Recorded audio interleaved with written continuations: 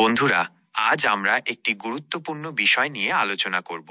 বিশ্ব স্বাস্থ্য সংস্থা WHO সম্প্রতি এমপিওএক্স রোগকে আন্তর্জাতিক পর্যায়ের জনস্বাস্থ্য জরুরি অবস্থা হিসেবে ঘোষণা করেছে।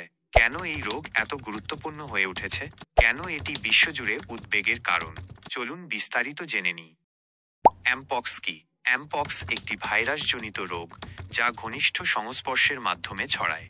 এর প্রাথমিক লক্ষণগুলোর মধ্যে রয়েছে ফ্লু জাতীয় উপসর্গ, যেমন জ্বর, ক্লান্তি এবং শরীরে লালচে ফুসকুড়ি।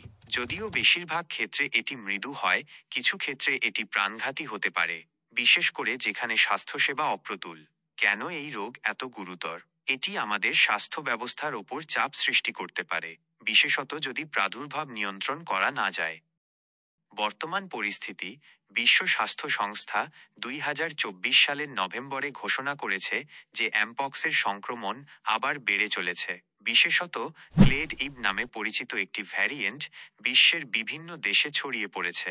এই ভ্যারিয়েন্টটি ডেমোক্র্যাটিক রিপাবলিক অফ কঙ্গো থেকে শুরু হয়ে আফ্রিকার আশপাশের দেশ, ইউরোপ এবং এশিয়ায় ছড়িয়ে পড়েছে।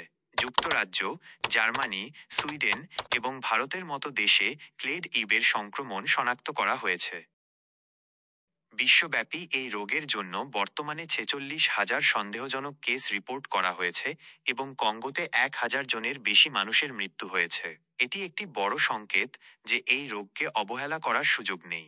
WHO এর পদক্ষেপ: বিশ্ব স্বাস্থ্য সংস্থা কেন জরুরি অবস্থা ঘোষণা করল? প্রথমত, সংক্রমণের সংখ্যা বাড়ছে। দ্বিতীয়ত, এই রোগ দ্রুত ছড়িয়ে পড়ছে। এবং তৃতীয়ত, সবার সমন্বিত উদ্যোগ ছাড়া এই রোগকে নিয়ন্ত্রণ করা কঠিন। WHO ইতিমধ্যেই 2টি টিকা অনুমোদন করেছে। বাভেরিয়ান নর্ডিকের এমপিওএক্স ভ্যাকসিন আগে থেকেই ব্যবহার হচ্ছে এবং সম্প্রতি জাপানের KM বায়োলজিক্সের ভ্যাকসিনকেও অনুমোদন দেওয়া হয়েছে। তবে ভ্যাকসিন বিতরণ নিয়ে কিছু সমালোচনা হয়েছে। WHO বলছে, ভ্যাকসিন কার্যক্রমের মাধ্যমেই এই রোগের বিস্তার রোধ সম্ভব।